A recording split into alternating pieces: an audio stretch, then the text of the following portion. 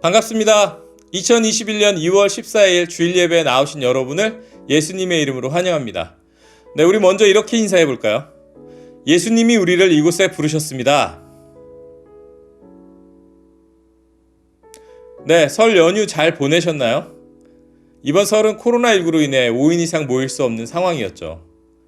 참 명절에 가족끼리도 마음 편하게 볼 수 없다는 거 슬픈 일입니다만 한편으로는 명절에 모이지 않게 되어서 자유함을 느끼셨다는 분들도 계십니다.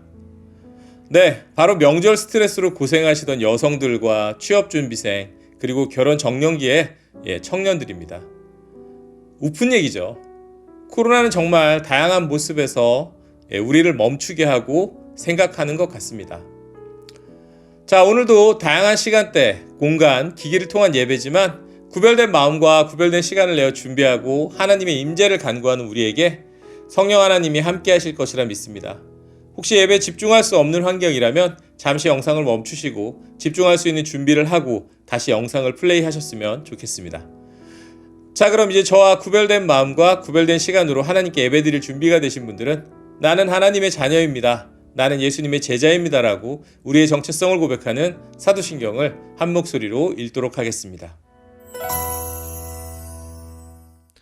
나는 전능하신 아버지 하나님, 천지의 창조주를 믿습니다. 나는 그의 유일하신 아들, 우리 주 예수 그리스도를 믿습니다. 그는 성령으로 잉태되어 동정녀 마리아에게서 나시고 본디오 빌라도에게 고난을 받아 십자가에 못 박혀 죽으시고 장사된 지 사흘 만에 죽은 자 가운데서 다시 살아나셨으며 하늘에 오르시어 전능하신 아버지 하나님 우편에 앉아 계시다가 거기로부터 살아있는 자와 죽은 자를 심판하러 오십니다. 나는 성령을 믿으며 거룩한 공교회와 성도의 교제와 죄를 용서받는 것과 몸의 부활과 영생을 믿습니다. 아멘.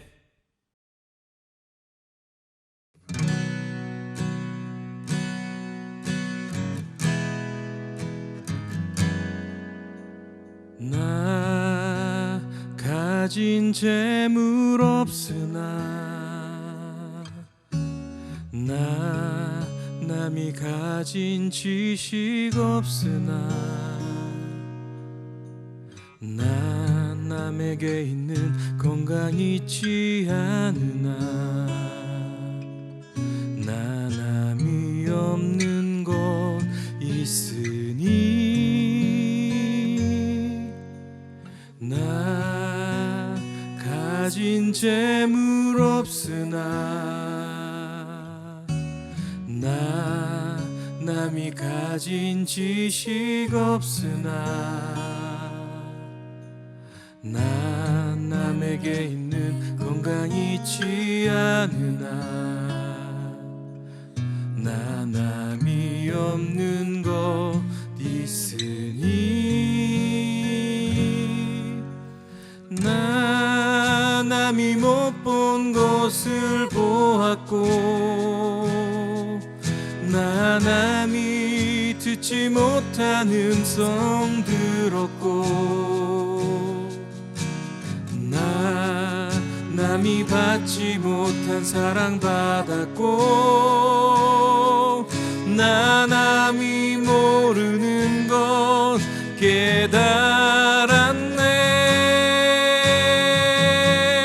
깨달았네. 공평하신 하나님이 나 남이 가진 건 나 없지만 공평하신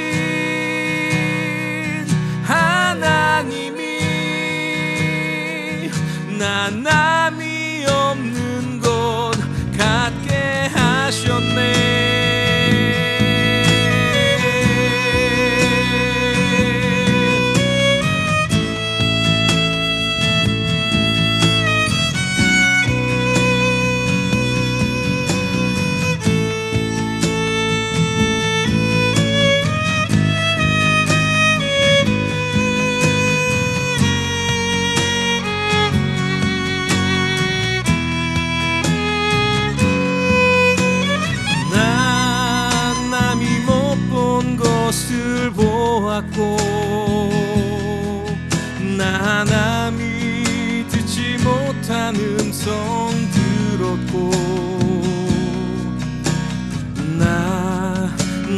남이 받지 못한 사랑 받았고 나 남이 모르는 것 깨달았네.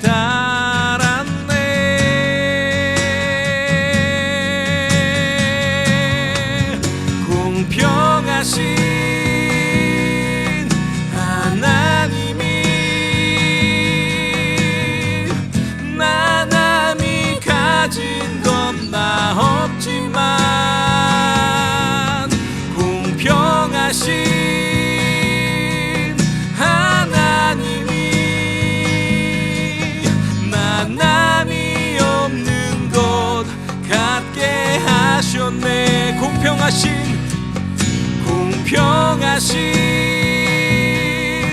하나님이 나 남이 가진 건 나 없지만 공평하신 하나님이 나 남이 없는 것 갖게 하셨네. 나 남이 없는 것 갖게 하셨네.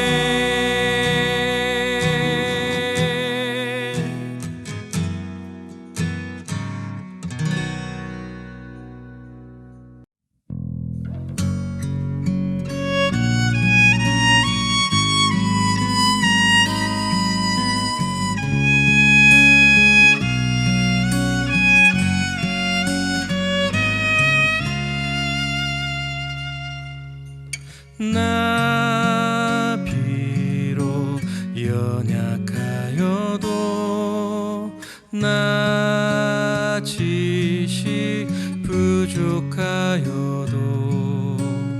나 비록 특별하지 않아도 나 비록 말 잘하지 못해도 나 비록 연약하여도 나 지식 부족하여도 나 비록 특별하지 않아도 나 비록 말 잘하지 못해도 하나님 날 부르시면 하나님 날 원하시면 주님과 함께 담대히 나아가리.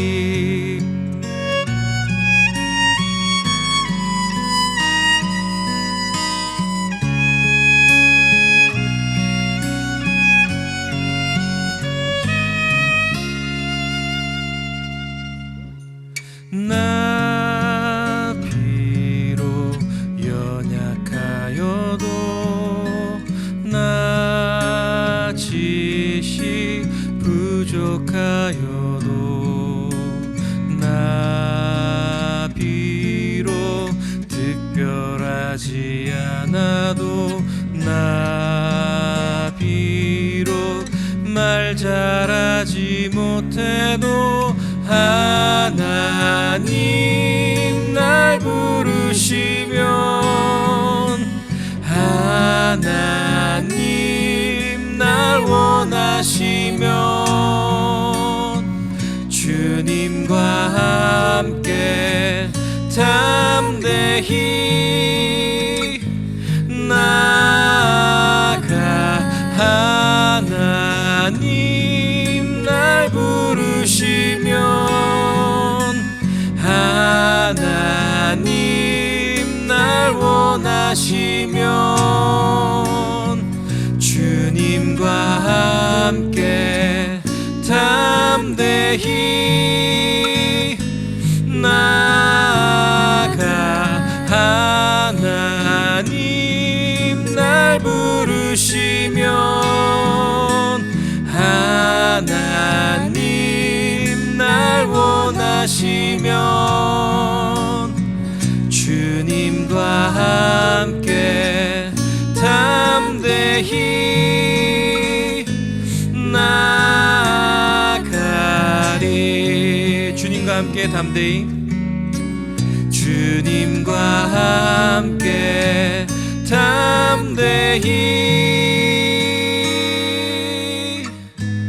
나아가리.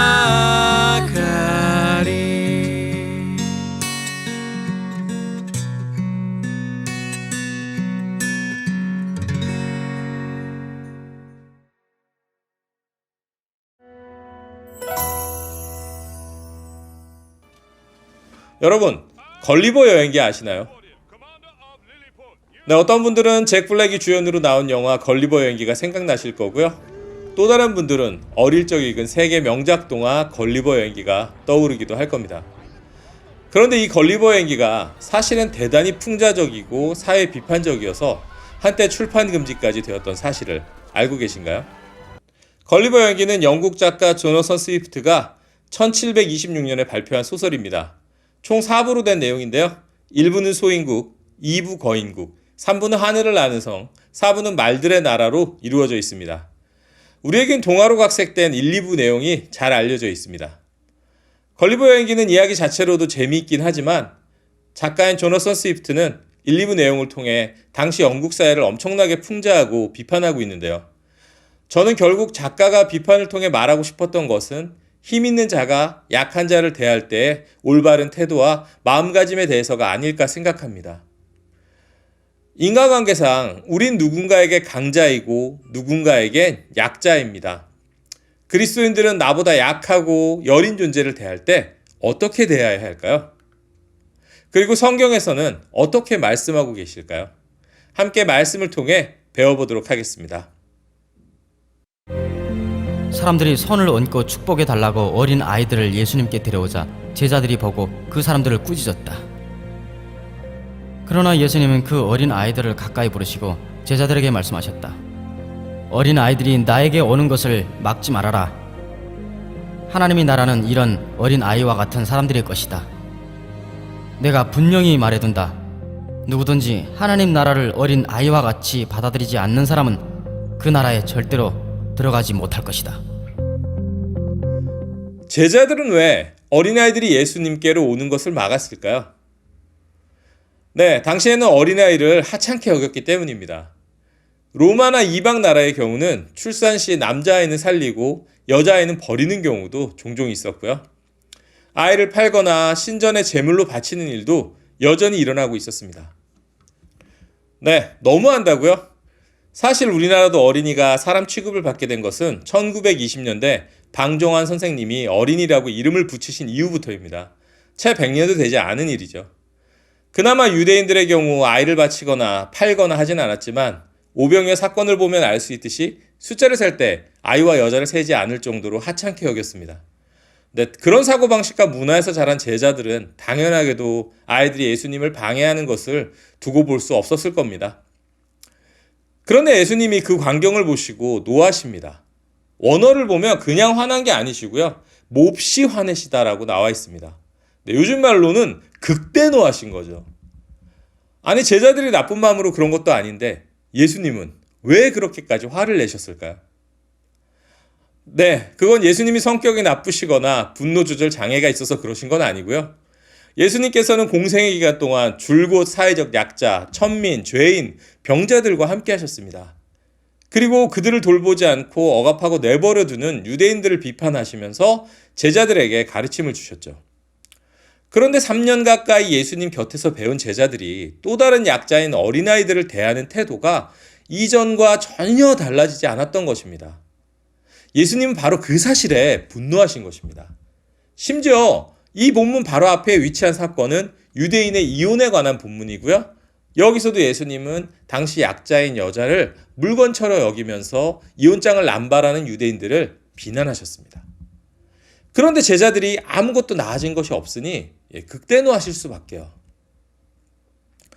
이어서 충격적인 얘기를 하십니다. 하나님의 나라가 어린아이와 같은 사람들의 것이고 그런 마음으로 하나님 나라를 받아들이지 않고는 결코 들어갈 수 없다라고요. 그리고는 어린아이들을 꼭 껴안아 주시면서 손을 얹으시고 축복해 주셨습니다. 당시 그 자리에 있는 사람들에겐 충격적인 이야기였을 것입니다. 부모의 부속물 정도로 생각하던 아이들을 위해 분노하시는 것으로 모자라 하나님의 나라가 아이들 같은 사람들의 것이라니요. 네, 종교적 열심과 율법의 준수가 구원이라고 믿었던 유대인들은 혼란스러웠겠죠. 그리고 머릿속에 이런 질문이 떠올랐을 겁니다. 어린아이 같은 마음이 뭐지? 네, 그것은 아이들의 행동을 보면 힌트를 얻을 수 있을 것 같습니다. 아이들은 약하기 때문에 어른에게 의존합니다. 그리고 전적으로 믿고 따르죠. 또한 아이들은 조건이 아니라 관계에 집중합니다. 아이들은 놀이할 때 온전히 눈앞의 사람과의 관계에만 집중합니다. 이 사람이 날 좋아하는지 아닌지, 그리고 나랑 잘 놀아줄 건지, 그것만이 중요합니다. 어른들처럼 얼굴이 예쁜지, 몸매가 좋은지, 차는 무엇을 타는지, 집은 어디고 몇 평인지, 학벌은 좋은지, 직업은 무엇인지, 나랑 취향은 잘 맞는지, 이 사람이랑 어울리는 게 앞으로 내게 도움이 될 건지, 이런 복잡한 생각을 하며 머리를 굴리지 않습니다. 단지 지금 이 사람과 함께 재미있게 노는 것이 중요하고 거기에만 집중하고 만족하죠. 네, 어떤 초딩들은 임대 아파트냐 아니냐를 따지면서 친구를 차별한다는 뉴스를 보았는데요. 네, 그건 어린이가 아니죠. 어른의 생각이 오염된 애어른이죠. 제가 예수님께 돌아오기 전 사업을 하던 시절이 있었습니다. 아이들을 데리고 좋은 곳, 비싼 곳을 종종 다녔는데요. 아이들은 하룻밤에 100만 원 하는 욕하는 시설, 그리고 인당 10만 원 하는 가히새끼 정식을 기억하는 것이 아니고요. 네, 오히려 제가 사업이 망해서 더 많은 시간을 아이들과 함께 해준 그 순간을 더 잘 기억하고 좋은 기억으로 간직하고 있더라고요. 오늘 본문 바로 뒤에는 부자 청년의 이야기가 이어집니다. 부자 청년은 구원을 얻고 싶어 하였고 그 누구보다 하나님의 계명을 열심히 지켰습니다. 하지만 그에게 재물이라는 조건이 붙어 있었고 그것이 하나님보다 더 컸습니다. 이를 아시는 예수님은 청년에게 가서 내가 가진 것을 모두 팔아 가난한 사람들에게 나눠주어라. 그리하면 하늘에서 보물을 얻게 될 것이다. 그리고 와서 나를 따라라. 네, 이렇게 말씀하셨습니다. 그러다 청년은 근심하고 슬퍼하며 돌아갔다고 나옵니다. 부자 청년처럼 우리들에겐 달라붙어 있는 조건들이 참 많습니다. 누군가에겐 재물, 돈이기도 하고요. 누군가는 명예, 누군가는 남편, 아내, 누군가는 아이들, 누군가는 내 집 마련이기도 하죠. 네, 예수님이 말씀하신 어린아이 같은 마음으로 하나님 나라를 받아들인다는 것은 이런 여러 가지 조건과 생각들이 덕지덕지 달라붙은 것이 아니라 나의 약함을 인정하고 하나님을 전적으로 신뢰하는 것, 그리고 하나님과 함께하는 관계에 집중하는 것, 그리고 함께하는 그것만으로 우리가 기쁘고 행복한 것입니다. 오늘 말씀은 단 4절에 지나지 않는 짧은 말씀입니다만 약한 존재를 대하는 방법과 하나님 나라를 소유하는 방법, 이 두 가지 교훈을 알려주셨습니다. 우리 그 중에서도 엊그제 큰 명절인 설을 맞이한 우리에게 너무나 중요한 메시지를 주신 듯합니다.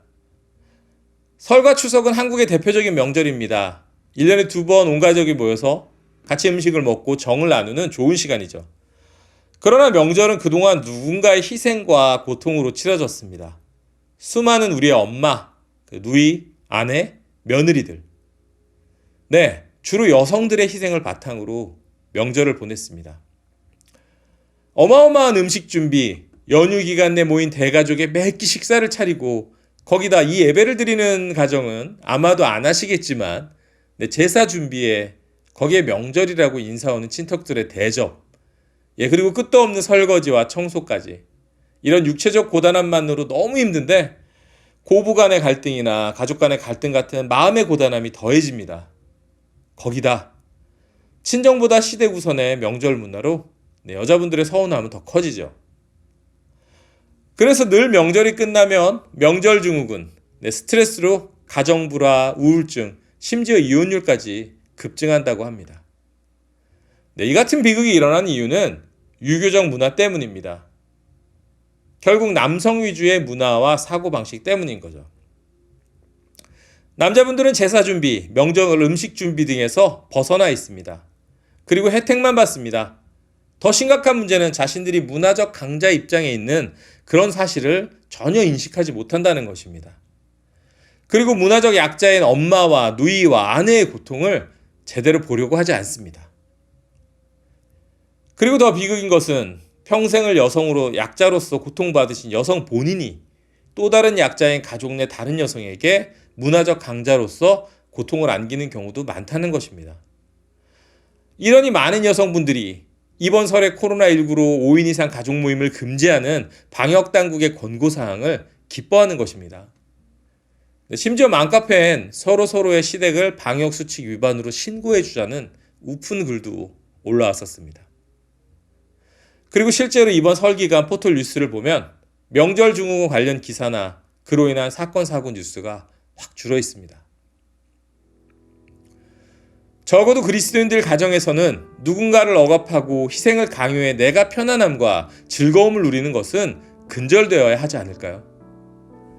그리스도인들의 설과 추석 문화가 바뀌어야 하는 큰 이유는 제사가 우상숭배다라는 문제보다는 문화와 전통이라는 이름으로 가족 구성원을 불행하게 만드는 문제가 더 심각합니다.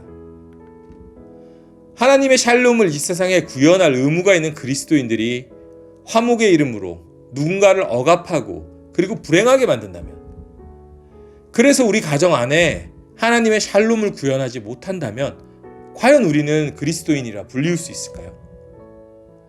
네, 명절 준비는 당연히 여자가 해야 하는 거 아니야? 네, 그렇게 생각하신다면 문화와 전통이란 이름으로 나의 엄마가, 아내가, 며느리가, 여동생이, 딸이 겪는 고통을 우리가 묵인한다면 과연 우리는 죄인과 가난한 자 그리고 병든 자를 가까이 하시고 돌보셨던 예수님의 가르침을 제대로 알고 있는 것일까요? 네, 예수님을 따라다니면서 3년 동안 가르침을 받았지만 예수님 앞으로 나오던 아이들을 하찮게 보고 막았던 제자들과 우리가 어떤 차이가 있을까요? 저희 가정은 몇 해 전부터 명절 음식 준비를 분업화하고 있습니다. 네, 일부 음식은 저희 어머니께서, 일부는 저희 아내가, 또 일부는 제가 준비를 합니다. 그리고 본가와 처가 모두 이렇게 하고 있습니다. 그리고 준비가 많이 번거로운 음식은 그냥 시장에서 사서 먹습니다. 그리고 꼭 명절 음식이라기보단 가족이 같이 먹고 싶었던 음식을 준비해서 먹습니다. 그리고 설거지는 저희 아이들이 담당하고 있습니다. 네, 여전히 저희 어머니들이 좀 더 많은 준비를 하시는 구조이긴 하지만 적어도 몇 해 전 명절의 풍경과는 많이 달라졌습니다. 그리고 그렇게 각자의 짐을 나누어지고 예전보다 좀 더 즐거운 명절을 보낼 수 있었습니다. 우리가 그리스도인으로서 약한 대상을 배려하고 존중해야 되는 것은 너무나도 당연한 의무입니다. 왜냐하면 우리는 예수님께 이러한 배려와 존중을 이미 받은 사람들이기 때문이죠. 죄인들을 위해 신이 인간이 되셔서 이 땅에 오셨습니다. 그리고 그뿐만 아니라 자신의 생명을 희생해 구원을 완성하셨습니다. 그리고 예수님이 우리에게 원하신 것은 서로 사랑하라였습니다. 예수님이 우리에게 주신 새로운 계명, 서로 사랑하라, 내 이웃을 내 몸과 같이 사랑하라라는 시작은 우리의 가정에서부터입니다. 눈앞에 보이는 가족을 존재로 귀히 여기고 사랑하지 못하면서 우리가 하는 전도와 그리고 선교가 과연 진짜일까요? 로마서 14장 15절에 보면 유대계와 비유대계 그리스도인들 사이에 음식 정결법 논란을 보면서 사도 바울은 이렇게 얘기했습니다. 만일 음식 문제로 여러분의 형제가 근심하게 되면 그대는 더 이상 사랑을 따라 행하지 않는 것입니다. 그리스도께서 위해 죽으신 그 형제를 음식 문제로 망하게 하지 마십시오. 네, 이 말씀을 오늘날 한국의 명절 상황에 맞게 제가 한번 바꿔볼까요? 만일 명절 음식 준비 문제로 여러분의 엄마, 딸, 며느리, 누이가 근심하게 되면 그대는 더 이상 사랑을 따라 행하지 않는 것입니다. 그리스도께서 그를 위해 죽으신 여러분의 엄마, 딸, 며느리, 누이를 명절 음식 준비로 망하게 하지 마십시오. 사랑하는 성도 여러분, 예수님이 약하고 죄인된 우리에게 그러셨듯이 우리도 삶에서 만나게 된 여러 상황 속에서 나보다 약한 존재를 돌아보시고 그리고 그분에게 공감하시고 하나님의 샬롬을 구현하시기를 부탁드립니다. 네, 우리의 삶에 하나님의 샬롬을 구현하는 것, 그것은 신약에서의 표현으로는 하나님의 나라가 우리 삶에 임하게 하는 것입니다. 그렇게 우리 삶에 하나님의 나라가 임하게 하고 그 영역이 넓어질 때 그것이 예수님이 바라셨던 서로 사랑하는 것이며 하나님과 늘 동행하는 그런 삶일 것입니다. 네, 오늘 말씀에 아멘으로 대답하시는 분들은 각자의 가정에서 한번 실천해 보시기를 부탁드립니다. 가족들과 집안일을 분담하고 서로의 샬롬을 위해 노력하시기를 부탁드립니다. 네, 우리 가정에 하나님의 샬롬이 이루어지면 변화가 일어납니다. 그리고 그 변화는 분명 우리의 이웃으로 지경이 넓어지게 될 것입니다. 네, 그렇게 삶의 예배, 삶의 전도를 하시는 저와 여러분들이 되시기를 예수님의 이름으로 축복합니다. 네, 함께 찬양하겠습니다.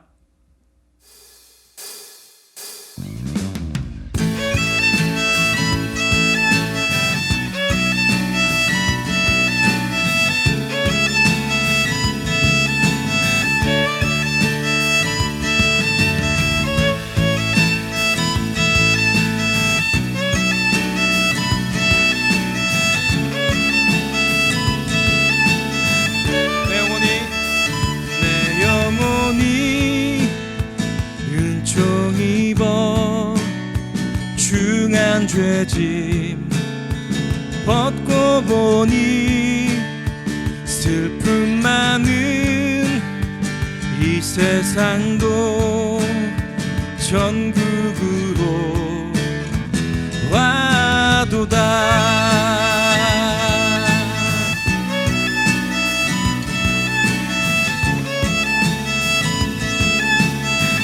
주의 얼굴 뵙기 전에 주의 얼굴 뵙기 전에 멀리 뵈던 하늘나라 내 맘속에 이루어지니 날로 날로 가깝도다. 할렐루야 찬양하세. 내 모든 죄 사함받고 주 예수와 동행하니 그 어디나 하늘나라.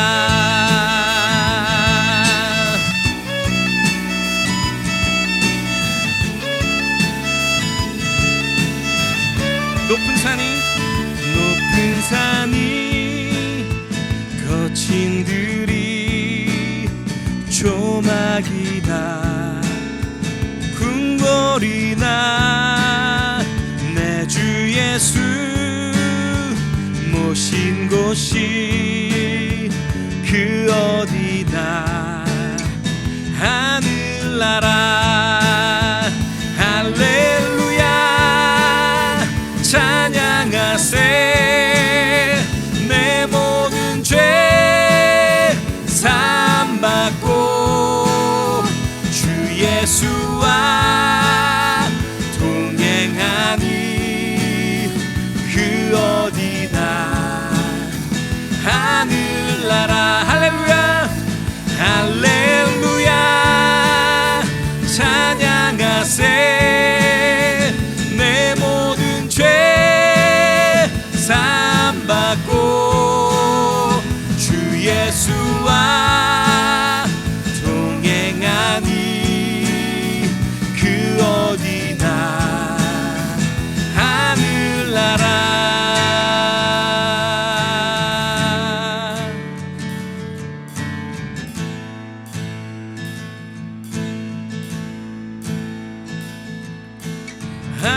할렐루야 날 자유케 하셨네.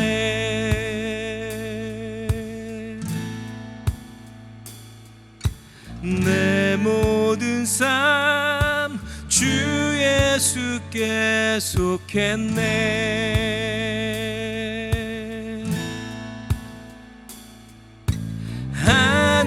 하늘나라 모든 삶에 임하네.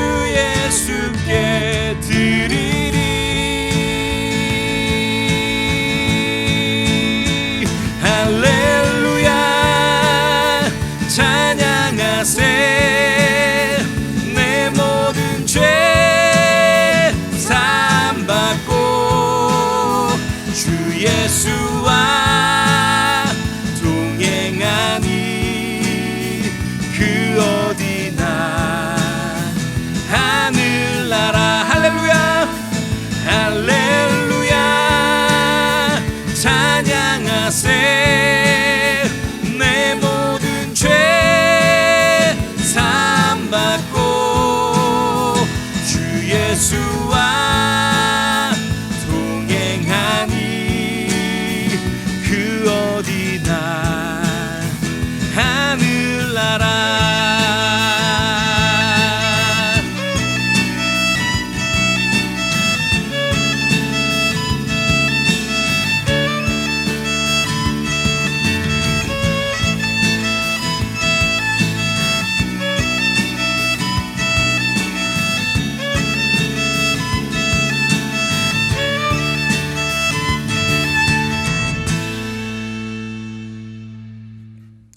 함께 기도하겠습니다. 예수님이 연약한 우리를 존중하고 사랑하셨듯이 우리 또한 삶 속에서 약한 존재를 사랑하고 존중하겠습니다. 그동안 내가 당연하게 누려왔던 것들이 누군가의 희생을 통한 것이었음을 깨닫습니다. 하나님의 샬롬을 우리 가정에 또한 우리의 이웃에 이루도록 도와주십시오. 코로나로 많은 이들이 고통 속에 있습니다. 그들을 외면치 않고 기도하고 구체적인 도움을 주는 그런 그리스도인들이 되겠습니다. 다 같이 주신 마음에 따라 기도하겠습니다.